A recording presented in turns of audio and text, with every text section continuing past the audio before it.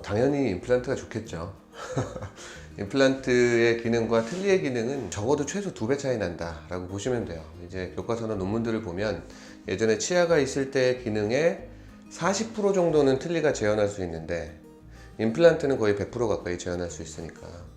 그리고 이제 아무래도 잇몸이 음식물을 저작하는 것과 그리고 뺐다 꼈다 하는 그 여러 가지 유지 보수해야 되는 그 불편감, 그리고 임플란트 같은 경우는 잇몸에 이제 뼈에 매달려 있는 자기 자연치와 거의 유사한 형태이기 때문에 심리적으로도 그리고 기능적으로도 그리고 심리적으로도 임플란트가 훨씬 우수하다라고 말씀드릴 수 있죠. 근데 이제 심리적으로 틀니가 더 유리한 경우가 있어요. 예를 들어서 뼈가 많이 없어진 경우, 치조골이 많이 없어지게 되면 이제 입술을 지지하게 되는 치조골이 없어지게 되면 입술이 들어가게 되거든요.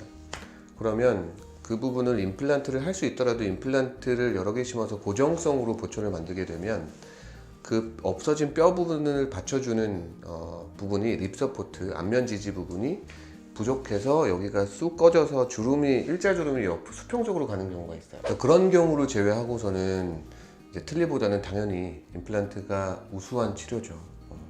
장기적으로도 임플란트 같은 경우는 생존율이 15년 생존율 국산 임플란트 보더라도 거의 90% 가까이 나오고, 외산 임플란트가 조금 더 오래돼서 데이터가 좀 긴데 뭐 20년, 25년 생존율도 80% 이상 수치를 보이고 있기 때문에 임플란트 기대 수명은 이제는 40, 50대 때 임플란트 하면 거의 평생 쓸 수도 있다라고, 관리만 잘한다면, 유지보수 잘하고, 그렇다면 정말 오래 쓸 수 있는 치료이기 때문에 수명적인 부분을 봐도 당연히 임플란트가 유리하겠죠. 최대 단점은 수술적인 방법으로 접근을 해야 되고 또 비용이 들고 하는 부분 때문에 이제 비용적인 부분 때문에 틀니를 선택을 할 수밖에 없는 경우가 있고, 또 이제 수술적인 방법을 선택을 못 할 때가 있어요. 전신 질환이 있거나 그리고 굉장히 고령의 환자분들은 또 며칠의 그런 힘든 경험들이, 스트레스가 또 이제 굉장히 체력 저하를 요하게 되는,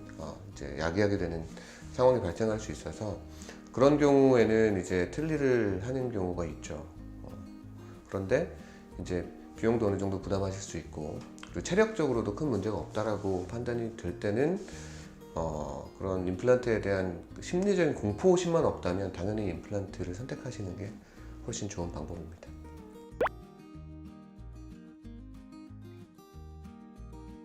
환자분이 이제 체력만 좋으시면 한 번에 위아래 임플란트를 예를 들어서 뭐 10개, 10개, 20개를 심는다.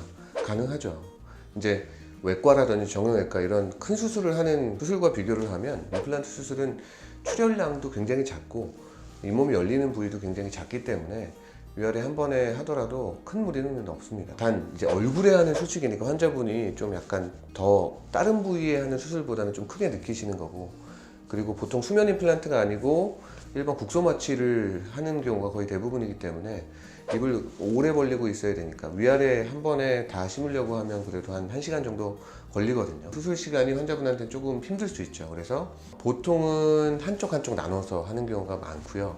근데 이제 지방에서 오거나 환자분은 나 한 번에 하고 싶다 라고 하는 경우에는 위아래 한 번에 하시는 경우도 종종 있습니다. 어쨌든 전신적으로 느끼는 무리되는 부분은 그렇게 크지 않다라고 생각하셔도 돼요.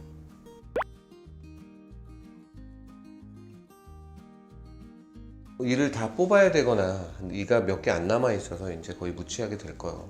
인 경우에는 당연히 임플란트가 첫 번째 선택지죠. 임플란트를 효율적인 곳에 잘 식립을 하면 그렇게 많은 임플란트를 식립하지 않더라도 고정성 임플란트를 할 수 있거든요. 다시 말해서 입안에 딱 고정되어 있어서 뺐다 꼈다 하는 형태가 아닌 자연치와 유사한 형태로 보철 치료를 하는 게 환자 만족도도 그렇고 장기적으로 예후가 훨씬 좋습니다. 그래서 당연히 그쪽으로 첫 번째 옵션을 이제 설명을 드리고, 임플란트를 여러 개 식립하는 게 뭐 비용적이든 어떤 이유든 좀 힘드신 분들은 임플란트 개수를 이제 줄여 나갑니다. 예를 들어서 임플란트 개수를 위에 같은 경우는 한 7개에서 6개만 심어도 위아래 고정성으로 이를 다 만들 수가 있는데, 개수를 한 4개 정도로 줄이면 위에는 4개, 아래는 2개 정도로 줄여도 임플란트 연결된 이제 단단하게 고정된 고정성 보철과 가까운 임플란트 틀니를 만들 수가 있어요. 오버덴처라고 하는데, 그 임플란트에 연결된 틀니를 사용하시게 되면 덜그덕거리거나 빠지게 되는 이제 틀니의 취약한 부분을 극복할 수 있어서, 물론 뺐다 꼈다 하면서 관리는 하셔야 되지만 임플란트에 똑딱이처럼 딱 고정이 되거든요. 그래서 그것 때문에 식사하실 때도 편하고 발음하실 때도 훨씬 편하기 때문에 이제 임플란트 개수를 줄이게 되면 그런 형태로 보철 치료를 하게 되죠. 그런데 이제 임플란트가 정말 어렵다. 그때는 이제 물론 틀니를 통해서 훌륭한 또 보철 치료를 하시면 됩니다. 근데 이제 비교를 하자면 임플란트 개수가 늘어날수록 기능적인 부분은 당연히 훨씬 자연치에 가까워지게 된다.